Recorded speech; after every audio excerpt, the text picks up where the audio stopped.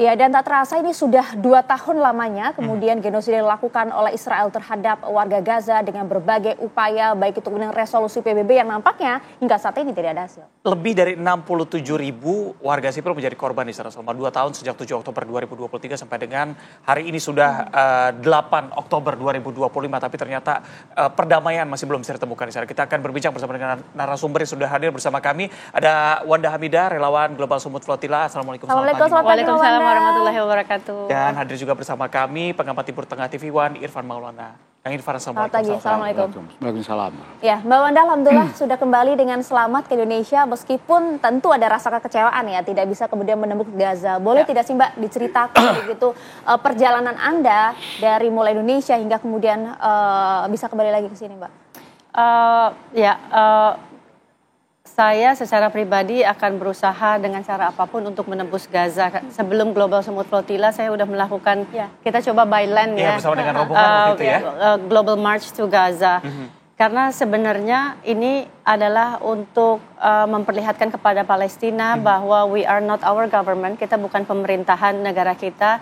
Kita akan standing karena Palestina sudah memberikan keteguhan dan kegigihan mereka untuk berjuang tetap berada di negara mereka, itu memberikan kita sisi kemanusiaan yang luar biasa gitu, bahwa we want to stand up for you gitu, bahwa kita ingin menunjukkan solidaritas dunia, dan ini nggak cuma Indonesia tapi kita ingin menunjukkan solidaritas dunia bahwa kami bersama Palestina. Dan penjajahan yang dilakukan oleh Israel selama 8 dekade, kurang lebih 80 tahun, dan genosida yang terjadi ini mengganggu dan meresahkan penduduk dunia, dan ini harus dihentikan. Dengan cara apa? Sebetulnya harusnya negara yang bertindak, negara-negara, pemerintahan negara-negara yang punya alat, yang punya senjata untuk menghentikan genosida di Gaza. Palestina ini gitu. Tapi kemudian mereka tidak melakukan apa-apa sehingga terpaksa kami rakyat sipil yang harus membuka blokade terhadap pengepungan ilegal Israel terhadap Palestina hanya untuk memberikan bantuan humanitarian aid. Itu yang kita bawa adalah makanan, minuman, alat-alat medicine, obat-obatan, alat-alat kesehatan, oksigen dan lain-lain gitu. Jadi we have to stop this. Kita harus menghentikan ini somehow, dan ini nggak akan berhenti sampai genosida berakhir dan Palestina merdeka. Oke, Mbak Wanda, pada saat kemarin berkumpul dengan relawan dari seluruh dunia, ini bersamaan dengan sidang umum PBB juga di New York. Kurang lebih pembahasannya sama di sana. Termasuk Presiden Prabowo juga menyatakan bahwa kemerdekaan untuk warga Palestina juga harus dilakukan di sana. Bagaimana tanggapan dari relawan-relawan dari seluruh dunia terhadap sidang umum PBB 2 pekan lalu? Pada saat ini sebetulnya Palestina udah tidak membutuhkan diskusi-diskusi dan rapat-rapat baik bilateral maupun multilateral, tapi yang dibentukkan adalah aksi nyata. Gitu. Jadi just stop waiting ya. Stop menunggu, kita nggak bisa lagi lihat pembunuhan yang secara brutal dilakukan sampai detik ini, sampai hari ini, dan kalian tidak berusaha,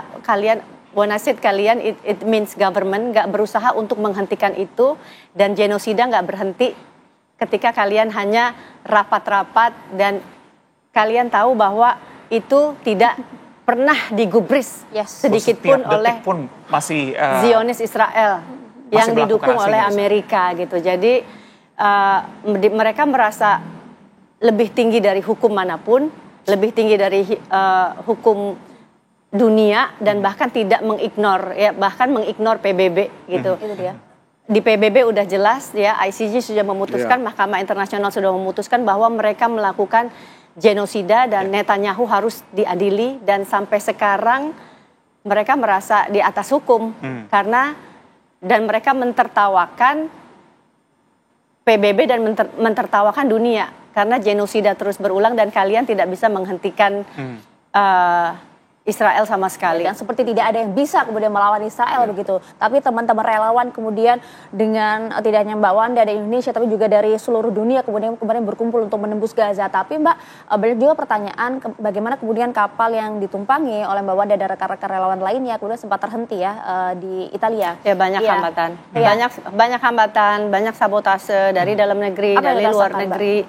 Itu banyak sekali. Tapi yang membuat saya berbesar hati dan merasa terharu karena ratusan orang yang diharapkan 300 orang partisipan dari Tunisia ternyata membludak jumlahnya dan lebih dari itu sehingga kapal aja nggak cukup dan setengah dari mereka adalah penduduk non Muslim gitu. Jadi itu yang membuat saya terharu. Bahkan pemerintahan sekarang yang paling keras mengecam Israel adalah bukan pemerintahan, bukan Indonesia tentunya, bukan negara-negara Arab, tapi negara-negara non-Muslim seperti Spanyol, Kolombia, dan banyak negara lagi. Oke. Apa yang terjadi dengan kapal yang Anda tumpangi ya, Mbak? Kenapa kemudian kapal-kapal relawan lainnya kan ada sebagian yang bisa menembus kan ke Gaza? Ya, ada.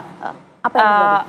Ya, saya gini, karena kita nggak punya kapal sendiri, Indonesia nggak punya kapal sendiri, jadi ini adalah pelajaran yang besar buat saya dan insya Allah nanti kalau kita akan mempersiapkan bahwa in the next flotilla dan pasti ada next flotilla lagi karena ini bukan flotilla yang pertama juga sudah dimulai dari 2010 kita lihat ada flotilla sebelumnya kemudian ada Handala, ada flotilla ini ada Mafi Marmara yang waktu itu juga mengorbankan nyawa karena 6 orang ditembak mati di Mafi Marmara ketika membawa humanitarian aid dan ini akan terus dilakukan sampai genosida terhenti dan insya Allah next time kita masuk dengan kapal yang lebih bagus, lebih layak yang kita beli dengan uang kita sendiri dengan kapal. Kalau kemarin kan saya masuk ke kapal yang memang bukan milik Indonesia sehingga kita harus berebutan dan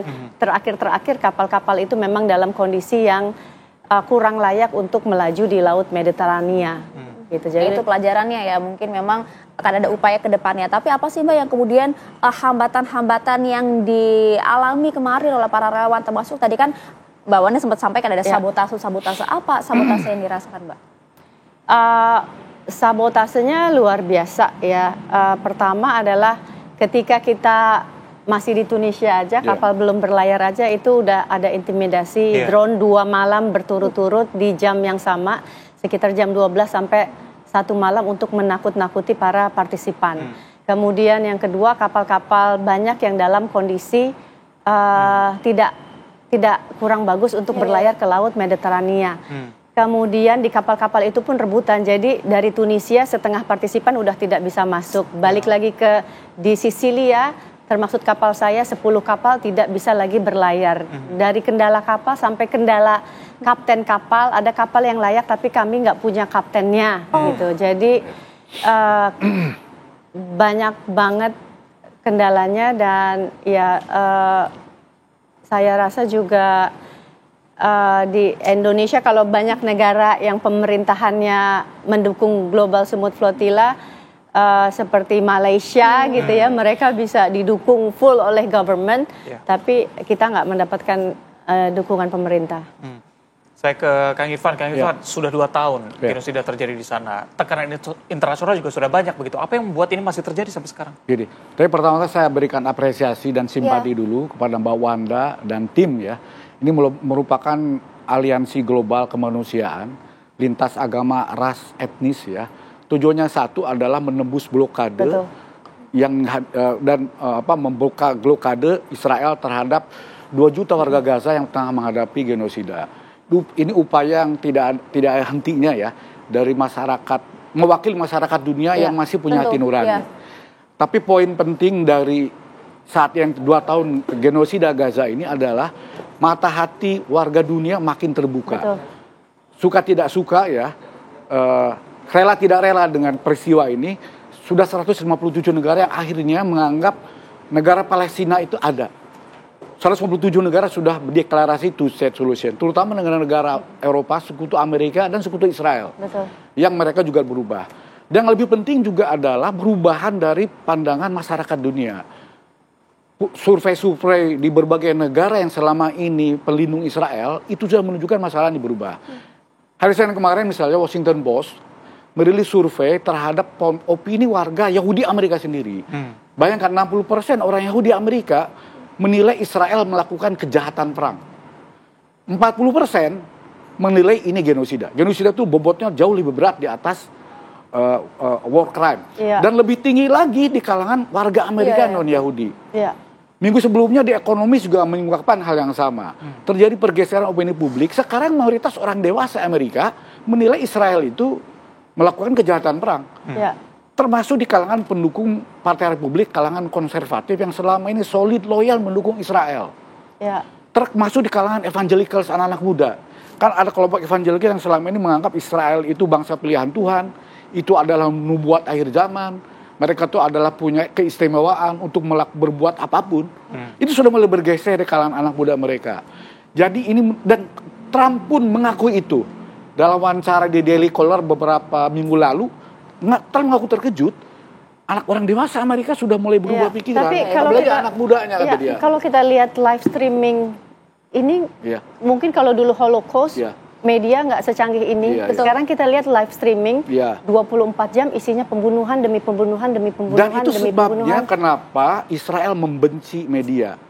Banyak ratusan wartawan dibunuh di Gaza. 400 jurnalis. Karena jurnalis yang membuka fakta ini ke mata dunia itu bikin dunia berubah ya. Karena juga peran media. Dan kenapa? Karena banyak wartawan yang dibunuh. Wartawan yang dibunuh bukan cuma wartawan Palestina, wartawan Reuters, wartawan CNN, wartawan berbagai media. Karena di situ mereka membuka fakta, dilihat oleh dunia apa yang terjadi di situ. Bayangin dalam 2 tahun 67.000 orang tewas, hampir separuhnya perempuan dan anak-anak. Nurani manusia mana yang bisa mentoleransi ini? Jadi ini yang membuka dunia. Itu sebabnya kenapa kita apresiasi betul tim relawan kemanusiaan kemarin bertaruh nyawa ya, Mbak Wanda dan kawan-kawan untuk menembus blokade ini. Dan ini bukan yang pertama dan bukan yang terakhir. Saya kira akan diikuti oleh gerakan-gerakan yang lain. Tapi terlepas dari situ saat ini, ada boleh saja Mbak Wanda pesimis dan yang lain, ada secercah kecil cahaya di ujung lorong gelap yang panjang.